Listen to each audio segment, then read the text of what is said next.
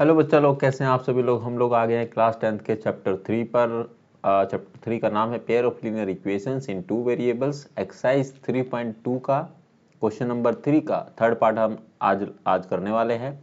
Mathematics है और new NCERT book है आपकी, ठीक है। क्वेश्चन हमने 2 पार्ट ऑलरेडी करा रखे हैं, तो क्वेश्चन को मैं फिर से रिपीट कर देता हूँ क्या हमें करना है और क्या पूछा गया है, ठीक है। तो फॉर्म द पेयर, सबसे पहले हमें फॉर्म करना है the pair of linear equations for the following problem and find their solution bye substitution method, ठीक है। ये हमारा मेन क्वेश्चन है। उसके बाद 5 पार्ट थे जिसमें से हम 2 पार्ट ऑलरेडी करा चुके हैं लास्ट वीडियोस में। अगर आप नए हैं तो ये आपके लिए मैं बता रहा हूँ, जो बच्चे हम रेगुलर वीडियो देखते हैं उनको पता ही होगा, ठीक है। सो ये थर्ड पार्ट हम करने वाले हैं। थर्ड पार्ट में हमसे क्या पूछा गया बच्चों, the coach of a cricket नहीं, ठीक है the coach of a cricket team buys seven bats and 6 balls for rupees 3800, okay. मतलब 3800 रुपए में वो 7 बैट्स और 6 बॉल खरीदता है, ठीक है, जो कोच है क्रिकेट टीम का। लेटर सी बाइज, ठीक है, सी बाइज 3 बैट्स, 3 बैट और 5 बॉल्स फॉर रुपीज 1750 यानी 1750, okay. Find the cost of each bat and each ball, ठीक है। समझ गए आप लोग। तो सिंपल है, सबसे पहले हम लोग लेट करेंगे। So let the cost of one bat be x, ठीक है। So let the cost of one ball, ठीक है, बी वाई, हम ऐसा मान लेते हैं, ठीक है। तो यहां से हम 2 अपनी पेयर ऑफ लीनियर इक्वेशंस बना लेते हैं। एक होगा, फर्स्ट होगी हमारी 7x 6x, ठीक है।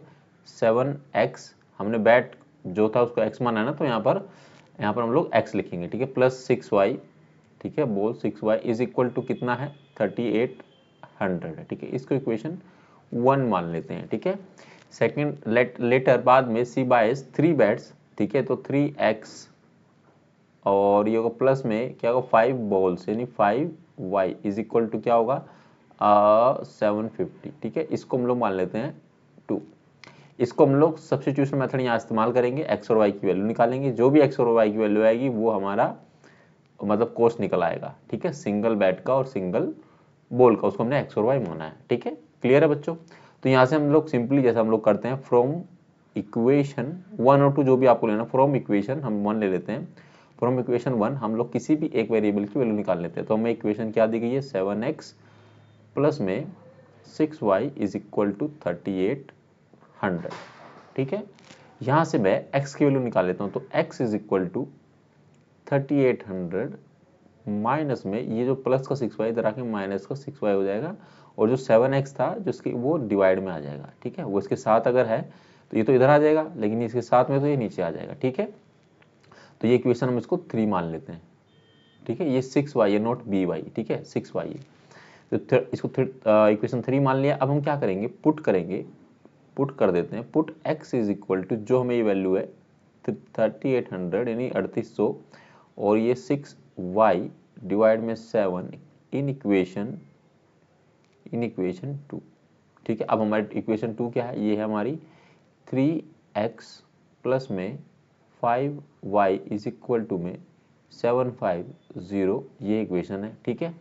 अब हम लोग इसको यहाँ पर ऊपर करेंगे, ठीक है। मैं यहाँ पर जो 3x है, x की जगह पर मैं ये x की वैल्यू पुटअप कर रहा हूँ, ठीक है।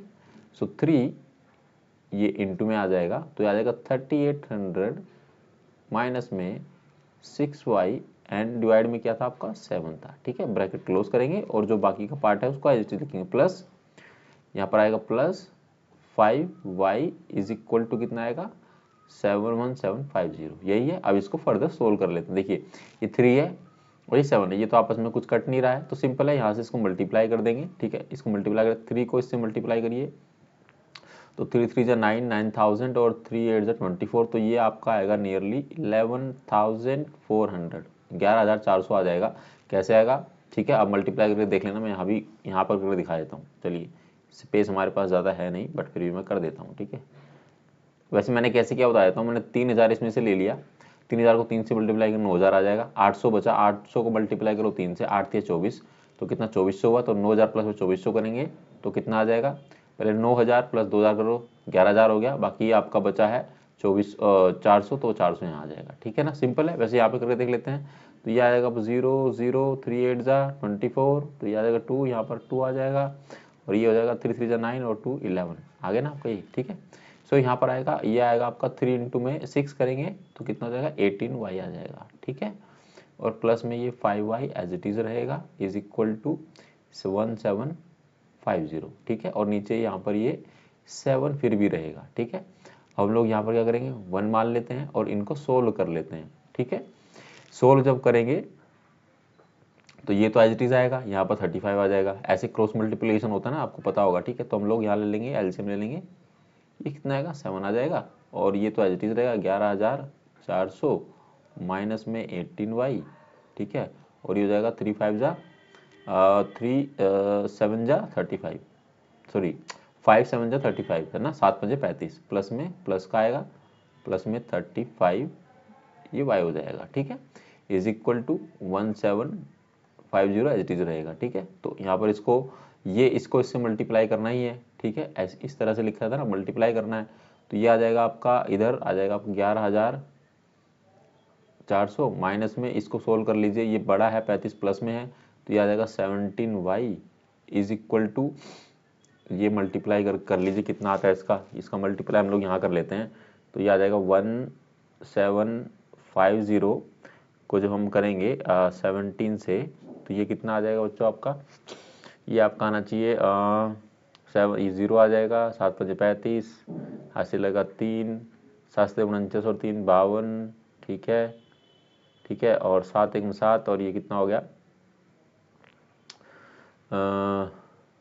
ठीक है। तो ये हो जाएगा, सॉरी 7 से ही करना था ना, मैं तो यहाँ 17 समझ के बैठा हूँ, ठीक है। तो ये आ जाएगा 12000 आपका। मैं अभी सोच रहा हूँ कि ये 1 है, ऐसे कैसे हो रहा है, अब यहाँ पर 7 है, ठीक है। सो मिस्टेक हो रहा था, ये 12250 आ जाएगा, तो इधर आएगा 12250 ये आ जाएगा, ठीक है।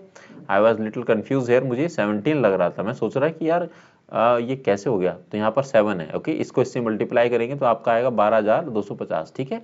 सो बच्चों यहाँ पर क्या आने वाला है आपका, ये हो जाएगा माइनस का 17y इज इक्वल टू, ये हो जाएगा आपका, सॉरी प्लस का रहेगा, ये मैं यहाँ पर भी गड़बड़ कर दिया, ठीक है ना। सो ये आपका हो जाएगा यहाँ पर 12250 माइनस में 11400, ठीक है। तो ये हो जाएगा 17y एज इट इज लिखेंगे, एंड जब इसमें से इसको माइनस कर देते हैं कितना आता है देख लेते हैं, अभी यहाँ पर यहीं पे देख लेते हैं। ये आ जाएगा आपका 12250 में से माइनस कर देंगे आप 11400, ठीक है। माइनस करना है तो ये 0 में से 0 जाएगा, यहाँ 5 में से यहाँ 5 ही रहेगा, ये कितना 2 है, ये 4 है, तो 1 अगर हम लोग यहाँ से ले लेते हैं तो ये 12 में से 4 गए तो ये 8 बचेगा, और इधर 1 में से 1 जाएगा 0, 1 में से 1 जाएगा 0, ठीक है। तो हमारे पास बचेगा यहाँ पर 850, ठीक है, ठीक है। तो y इज इक्वल टू क्या हो जाएगा 850 डिवाइड में कितना हो जाएगा 17, तो इसको सोल्व कर लेंगे, तो ये 17 को 5 जा करेंगे तो 85 होता है, 17 5 जा 85 होता है, 17 पंजे 85 होता है बेसिकली, ठीक है। 0 आएगा तो ये होगा आपका y की वैल्यू आ गई 50, ठीक है, ठीक है बच्चों, कोई डाउट तो नहीं है यहाँ पर। अब हम क्या करेंगे, इस वैल्यू को पुट करेंगे y is equal to 50 in equation third, ठीक है। जो थर्ड इक्वेशन है हमारी, जो हमने ये वाली इसमें पुट कर देंगे, ठीक है। चलिए पुट कर देते हैं। तो थर्ड इक्वेशन क्या है, पहले इसको लिख लेते हैं, x is equal to 3800 minus में 6y एंड डिवाइड में कितना आ जाएगा आपका 7 आ जाएगा, ठीक है। सो x इज इक्वल टू, ये 3800 एज इट इज रख दीजिए आप लोग, माइनस में 6 इंटू में ये 5 की जगह 50 आ जाएगा, और डिवाइड में आपका 7 तो रहेगा ही रहेगा, ठीक है।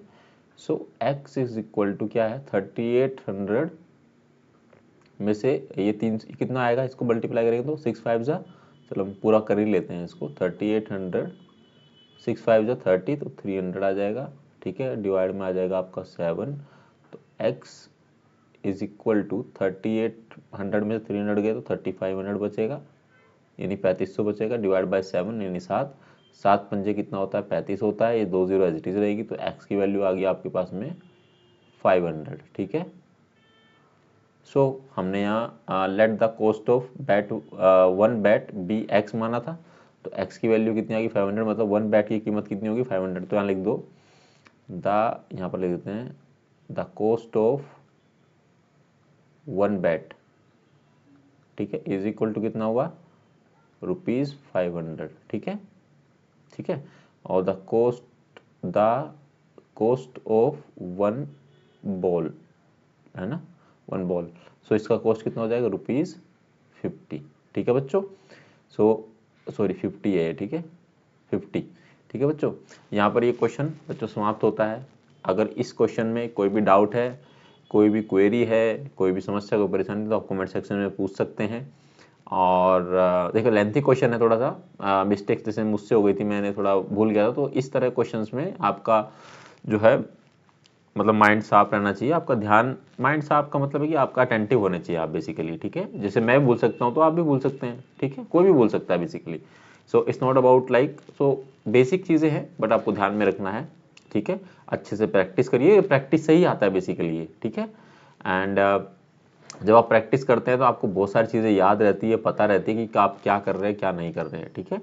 और अब आपके एग्ज़ाम पास में आ रहा है, प्रैक्टिस करते रहिएगा। जो बच्चे हमारी वीडियोस को पहली बार देख रहे हैं या पहली बार चैनल पर आए हैं, प्लीज़ चैनल को सब्सक्राइब करें, वीडियो को लाइक करें, ज़्यादा से ज़्यादा अपने दोस्तों के साथ शेयर करो ताकि उनकी भी हेल्प हो सके, ठीक है। ये वीडियो सभी के लिए है जितने बच्चे 10th क्लास में पढ़ रहे हैं, और हम चाहते हैं सभी लोग अच्छा स्कोर करें मैथमेटिक्स में, बाकी सब्जेक्ट्स में भी, ठीक है। तो उसको शेयर करिए, और कमेंट अगर मुझसे बात करनी तो आप कमेंट सेक्शन में कमेंट कर सकते हैं।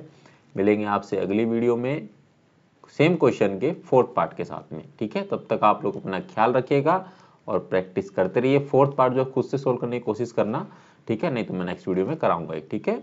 चलिए, thank you very very much.